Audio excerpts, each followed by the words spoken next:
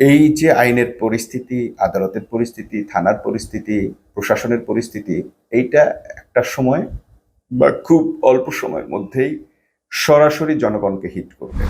Sadiq কায়েমরা, ফরহাদরা, S M ফরহাদরা চেষ্টা করছে যে কোনোভাবে ছাত্রদের আবাসন ব্যবস্থা, আবাসন সংকট দূর করার। সেখানে উল্টো আদু ভাইরা, যারা 2005-06 সেশনের ছাত্র, যাদের বয়স এখন 40, 45 বা 35-40 হয়ে গেছে, সন্তানাদিও আছে, তারাও এসে এখন হলে সিট নিচ্ছেন। মানে এখানে আসলে তারা রাম রাজত্ব প্রতিষ্ঠা করবেন, গাঁজার আসন বসাবেন, ইয়াবার আসর বসাবে। সরকার যা বলছে তাই করছে। ঢাকা বিশ্ববিদ্যালয়ের মতো একটি জায়গায়ও তারা ম্যানিপুলেট করতে বা দলীয়করণ করতে বা দলীয় মনোবৃত্তির প্রশাসন প্রয়োগ করতে কোনোভাবেই পিছপা হচ্ছে না। এই সন্দ্বীপের একজন হান্নান মাসুদ বা সংসদ সদস্যের গায়ে যদি টাচ করা হয়, তার মানে কিন্তু 300 আসনের, ইভেন তারেক রহমানের গায়ে বা গাড়ি বহরে হামলা হওয়াটা অস্বাভাবিক কিছু না। সালাউদ্দিনের গাড়িতে হামলা হওয়াটা অস্বাভাবিক কিছু নয়।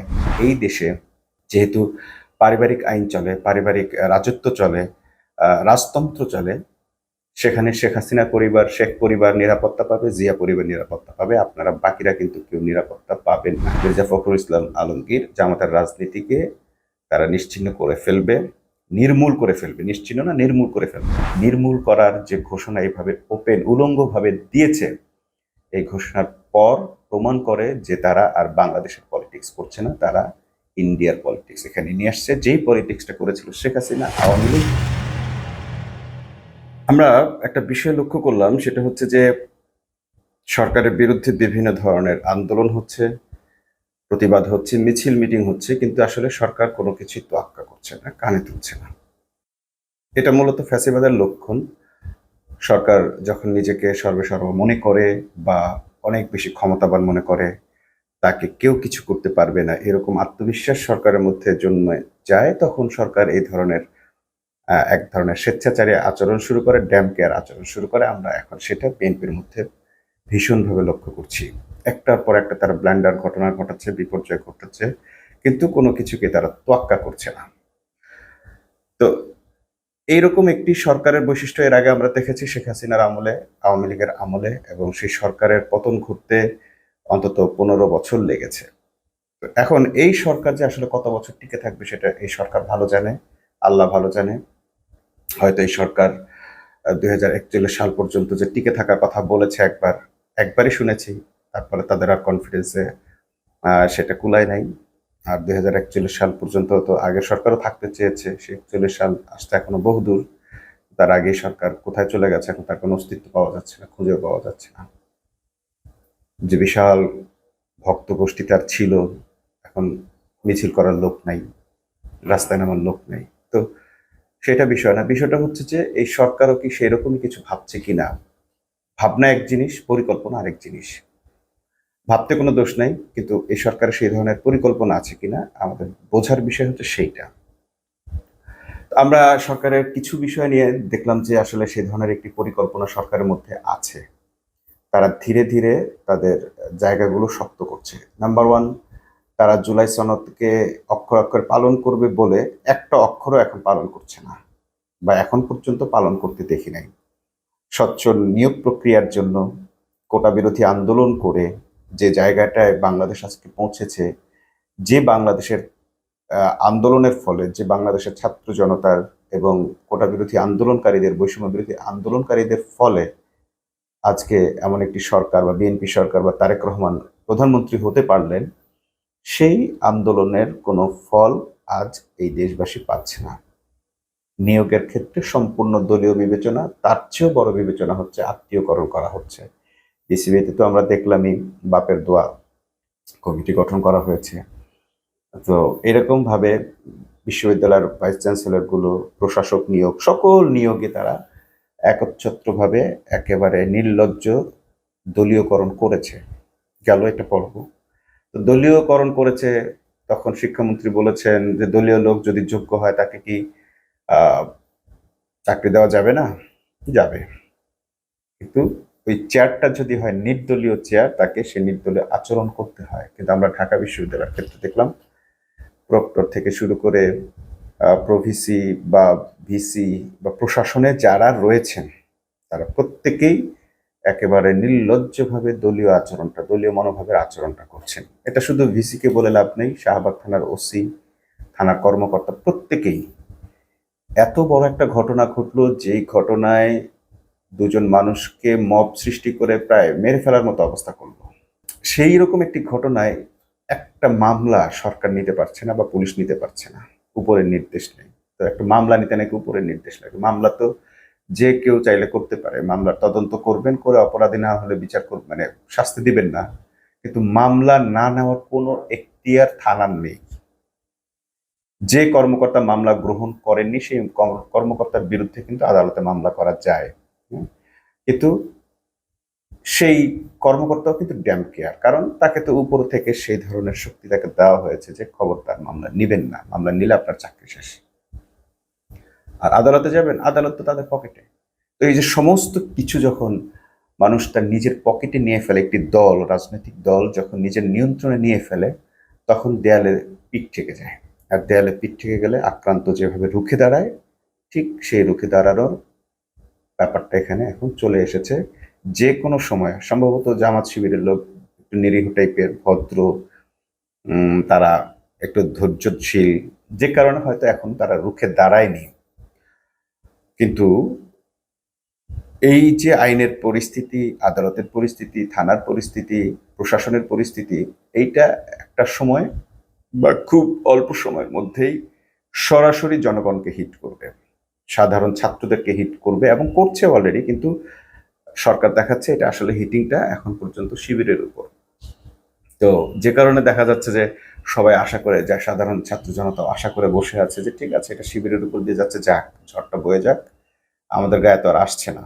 যদিও শিবির শিবির এখন ডাকসুতে আছে এবং সাধারণ শিক্ষার্থীদের অধিকার রক্ষা করার জন্যই তাদের এত বাদ প্রতিবাদ।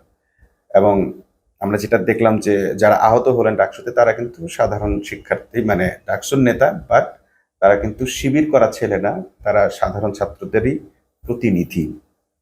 কিন্তু তারপরেও তাদেরকে যেহেতু ট্যাগ দেওয়া হয়েছে শিবির, তো সে বা শিবির প্যানেল থেকে তারা নির্বাচন করেছেন, কেউ কেউ আছে শিবির প্যানেলের বাইরেও করেছেন, কিন্তু তারপরও যেহেতু ডাকসুতে শিবির জিতেছে, অলমোস্ট সবাইকে এখন যারা বাইরে থেকে করেছেন তাদেরকেও শিবির হিসেবে কাউন্ট করা হয় বা ট্যাগ দেওয়া হয়। তো যে কারণে হয়তো সাধারণ ছাত্রছাত্রীরা এখনো ভাবছেন যে সাধারণ ছাত্রছাত্রীদের ব্যানারে কিছু করার মতো নেই, ডাকসু নেতৃত্ব দিক বা শিবির নেতৃত্ব দিক। কিন্তু আর কয়দিন, ইতিমধ্যে আমরা দেখলাম ডাকসুতে ঢাকা বিশ্ববিদ্যালয়ে আদু ভাইরা চলে এসেছে, তাদের বিশেষ বিবেচনায় সিটের ব্যবস্থা করা হয়েছে, অথচ ফার্স্ট ইয়ারের ছেলেমেয়েরা সিট পাচ্ছে না।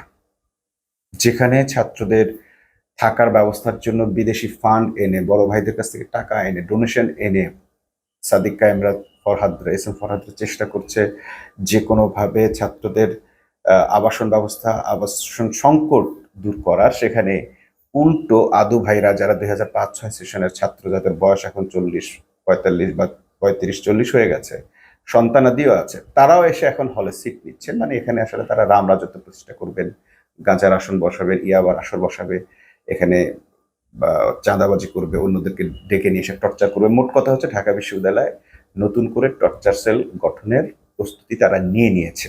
এবং প্রশাসন তাদেরকে একবার বলছে যে আইনে আছে, আবার বলে আইন নয়, বিশেষ আইনে তাদেরকে দেওয়া হচ্ছে। অর্থাৎ তাদেরকে যেটা বলা হচ্ছে, সরকার যা বলছে তাই করছে। ঢাকা বিশ্ববিদ্যালয়ের মতো একটি জায়গায়ও তারা ম্যানিপুলেট করতে বা দলীয়করণ করতে বা দলীয় মনোবৃত্তির প্রশাসন প্রয়োগ করতে কোনোভাবেই পিছপা হচ্ছে না। এটা গেল ঢাকা বিশ্ববিদ্যালয়ের দৃশ্য। অপরদিকে আমরা দেখলাম যে এই সরকার নিজেকে নির্বাচিত সরকারই দাবি করে। তো সেই সরকার দেখলাম একজন নির্বাচিত জনপ্রতিনিধি, অর্থাৎ সংসদ সদস্যর গাড়ি, মানে সংসদ সদস্যের উপর হামলা করেছে তার লোকেরা, এবং চিহ্নিত দলীয় সন্ত্রাসীরাই এই হামলাটা করেছে। কারা কারা হামলা করেছে সব বিস্তারিত খবর, ফুটেজ সবকিছু আছে। তারপরও সরকার নেত্রকোনা সেই সংসদকে, জামাতের একজন সংসদ সদস্যের উপর হামলা করার পর, তাকে হত্যা করার মোটিভ থাকার পরও, তাকে মসজিদের ভেতর ঢুকে হত্যা করার প্রচেষ্টা পর্যন্ত সন্ত্রাসীরা করেছিল, এরকম একটি ঘটনা জানার পরও সরকার একটা আইওয়াশ গেম খেললো, 9 জনকে গ্রেপ্তার করলো, যাদের মধ্যে একজনের ছাড়া আর কারো বিরুদ্ধে মামলাও নেই, তারা অপরাধীর সাথে জড়িতও নয়। অর্থাৎ গ্রেপ্তার করে জাস্ট একটা ধামাচাপা দেওয়ার চেষ্টা করেছে। এবং যারা হামলা করেছে তারা রীতিমতো এখনো দোর্দণ্ড প্রতাপে মিছিল করছে এবং এমপিকে হুমকি দিয়ে যাচ্ছে।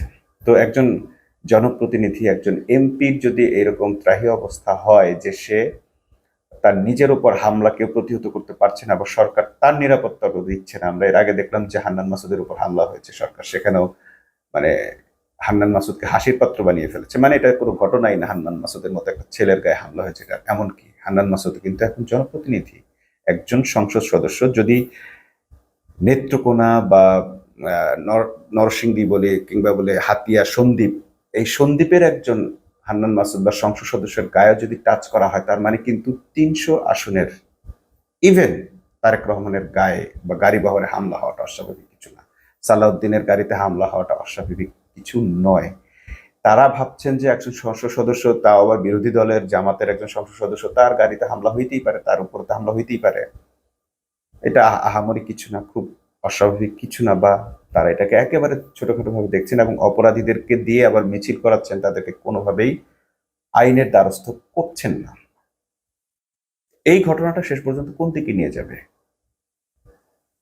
আমরা কিন্তু দেখেছি যে বিরোধী দলের সংসদ সদস্যদের সাথে যাই করুক না কেন, সে সাবেক প্রধানমন্ত্রী বেগম জিয়া, সাবেক বিরোধী দলীয় নেত্রী বেগম জিয়ার গাড়ি বহরে কিন্তু হামলা করা হয়েছিল।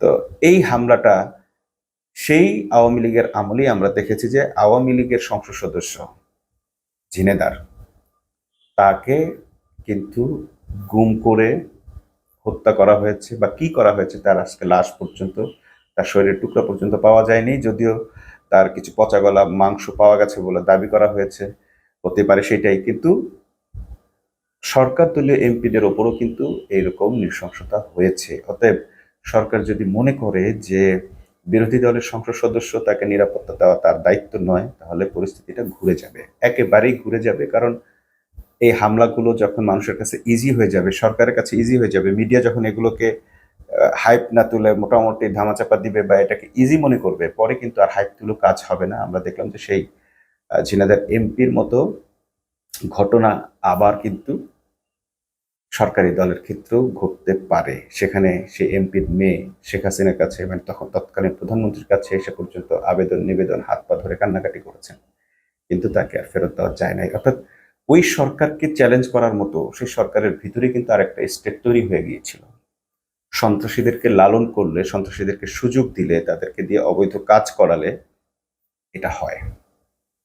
একজন সংসদ সদস্য, বিরোধী দল ব্যতীত একজন সদস্য, 212 জন বা 17 জন যাই বলি না কেন, মানে ট্রেজারি বেঞ্চের একজন সংসদ সদস্য এই ঘটনার প্রতিবাদ বা নিন্দা জানান নাই। এইটার মাধ্যমে তারা নিজেদের উপর হামলার লেগেসিটা তৈরি করে দিলেন। কাল যখন অন্য কেউ আপনাদের গাড়ি বহরে হামলা করবে, আপনারা ভাবতেছেন পুলিশ আপনাদেরকে ঠেকাবে। পাবলিকের সঙ্গে পুলিশ কখনো পারেনি। আপনারা এটাকে যেমন এখন গণরোষ বা পাবলিকের হামলা এইরকম কিছু একটা নাম দিয়ে দিচ্ছেন, বিএনপির উপর দায় নিচ্ছেন না, বা নিজেদের দলীয় কর্মীদের দায় জনগণের উপর চাপিয়ে দিচ্ছেন। কাল আপনাদের গাড়িতে যখন হামলা হবে, ঠিক পাবলিক এটাই বলবে এবং অন্যরাও এটাই বলতে বাধ্য হবে। আপনারা নিজেদের উপর হামলার একটা লিগেসি তৈরি করে দিলেন, নিজেদের নিরাপত্তা নিজেরাই বিঘ্নিত করলেন। এবং মনে রাখবেন যে এই দেশে যেহেতু পারিবারিক আইন চলে, পারিবারিক রাজত্ব চলে, রাজতন্ত্র চলে, সেখানে শেখ হাসিনা পরিবার, শেখ পরিবার নিরাপত্তা পাবে, জিয়া পরিবার নিরাপত্তা পাবে, আপনারা বাকিরা কিন্তু কেউ নিরাপত্তা পাবেন না। সেই অর্থে কেউ নিরাপত্তা পাবেন না। আপনাদের উচিত ছিল এই সংসদ সদস্যের উপর হামলার তীব্র নিন্দা জানানো, এমন ঝড় তোলা যেন অপরাধীরা 24 ঘন্টার মধ্যে গ্রেপ্তার হয়, আটক হয় এবং তাদের বিচারের মুখোমুখি করা যায়। সেটা আপনারা করেন নাই। তো এই যে ড্যাম কেয়ার, আপনাদের মনোভাব, এই মনোভাব প্রমাণ করে দিয়েছে যে আপনারা আসলে শেখ হাসিনার পথে হাঁটছেন। অন্যদিকে আমরা দেখলাম যে একজন অন্তঃসত্ত্বা প্রেগনেন্ট মহিলাকে ধর্ষণ করা হয়েছে, তার বাচ্চাকে মানে অত্যাচারের ফলে তার বাচ্চা হয় বের হয়ে গেছে, না হলে বের করে ফেলা হয়েছে। মানে খুবই নৃশংস একটা হত্যাকাণ্ড। তারপর আরেকটা দেখলাম যে একটা বাচ্চার সামনে তার মাকে ধর্ষণ করা হয়েছে, বাচ্চাকে গালে মানে স্টেপ করা হয়েছে, সে সব তার চোখের সামনে বসে বসে দেখেছে। এই বাচ্চাটা কিন্তু একদিন বড় হবে এবং পৃথিবীর সবকিছু তাকে দিলেও সে তার প্রতিশোধ গ্রহণ থেকে এক পা পিছপা হবে না। এটা আপনাদের মনে রাখতে হবে। মায়ের হত্যার কিংবা মায়ের সাথে অপমান করার, ধর্ষণের প্রতিশোধ না নিয়ে কোনো সন্তান সে তার জীবন অবসান ঘটায় না। সে প্রতিদিন এক লোকমা খাবার খাবে, এক ঢোক পানি খাবে, আর ওই প্রতিশোধের কথা সে মনে রাখবে এবং তার রক্তই তাকে ওই দিকে ধাবিত করবে। এই যে মানুষকে আপনারা প্রতিশোধ গ্রহণের জন্য নানাভাবে তৈরি করছেন, এই যে ডাকসু নেতাদের মেরে যাদের প্রতিনিধি তারা সে ছাত্রদেরকে ক্ষুব্ধ করলেন, এই নেতাদেরকে ক্ষুব্ধ করলেন, আমরা দেখলাম যে মোসাদ্দেক তো একেবারে সরাসরি বলেছে, শপথ করে বলেছে যে যদি 50 বছরও লাগে, যদি আমি শহীদও হয়ে যাই, তারপরও এই মায়ের এই অপরাধের শাস্তি হবে, এই অপরাধীদের শাস্তি হতেই হবে। এবং মনে রাখবেন যে মানুষ প্রতিশোধ গ্রহণে যতটা নৃশংস হয় বা যতটা শপথবদ্ধ হয়, অন্য কিছুতে এটা হয় না, ভালো কাজে এতটা হয় না। তো যারা ভাবছেন যে আজকে পার পেয়ে গেলাম, আপনারা মনে রাখেন যারা হামলাকারী ছিল ঢাকা বিশ্ববিদ্যালয়ের ঘটনায় তাদের প্রত্যেকের নাম তালিকা পরিচয় তৈরি করা হয়েছে। আজকাল পরশু হয়তো তারা বেঁচে যাবে, কিন্তু ওই যে বললাম 50 বছর পর হলেও ছোবল আপনাদেরকে খেতে হবে। অতএব যারা দলের হয়ে এখন এসব অপকর্ম করছেন বা দলের নামে করছেন, কিংবা যে সরকার করছে, আপনারা কয়দিন থাকবেন সেটা আল্লাহ মালুম, কিন্তু আপনারা যেভাবেই করেন না কেন এই কাজগুলো আপনারা ভালো করছেন না। অপরদিকে আমার কাছে একটা জিনিস মনে হয়েছে যে রাষ্ট্রীয় পৃষ্ঠপোষকতায় সন্ত্রাসিত হচ্ছে, এই রাষ্ট্রীয় পৃষ্ঠপোষকতায় আবারও সেই ইন্ডিয়ান এজেন্ডাগুলোকে বাস্তবায়ন উলঙ্গভাবেই করা শুরু হয়ে গেছে। এর আগের পর্বে আমরা বলেছিলাম সরকার শিবিরকে নিষিদ্ধ করতে চায়, এরপর বলেছিলাম যে রাকিব ঘোষণাই দিয়েছে যে জামাতকে 1 বছরের মধ্যে অস্তিত্বহীন করে ফেলবে। তো এখন আমরা দেখলাম যে ঠিক সেই একই ঘোষণা দিয়েছে মির্জা ফখরুল ইসলাম আলমগীর, জামাতের রাজনীতিকে তারা নিশ্চিহ্ন করে ফেলবে, নির্মূল করে ফেলবে, নিশ্চিহ্ন না নির্মূল করে ফেলবে। জামাতের একটি রাজনৈতিক দল অপর একটি রাজনৈতিক দলের প্রতিপক্ষ রাজনৈতিক দলকে নির্মূল করার যে ঘোষণা এইভাবে ওপেন উলঙ্গভাবে দিয়েছে, এই ঘোষণার পর প্রমাণ করে যে তারা আর বাংলাদেশের পলিটিক্স করছে না, তারা ইন্ডিয়ার পলিটিক্স এখানে নিয়ে আসছে। যেই পলিটিক্সটা করেছিল শেখ হাসিনা, আওয়ামী লীগ, এবং যেই পলিটিক্সের ভুক্তভোগী হয়েছে জামাতের কারণে বিএনপি বা বিএনপির কারণে জামাত, এখন সেই পলিটিক্সটা আবার বিএনপি করতে চাচ্ছে। কিন্তু সেই মাংকি পসের মতো, বানরের থাবার মতো আপনারা যে কাজটি করছেন, যে অভিশাপ আপনারা নিজেরা নিচ্ছেন, সেই অভিশাপে আপনাদের 3টি ইচ্ছা পূরণ হলেও এমন 3টি ইচ্ছে পূরণ হবে যে পৃথিবীর সব থেকে বেশি কিছু আপনাদের আসলে কেড়ে নেওয়া হবে। আপনারা প্রস্তুত থাকুন এই অভিশপ্ত জীবনের জন্য, এই অভিশপ্ত জীবনের গ্লানি উপভোগ করার জন্য।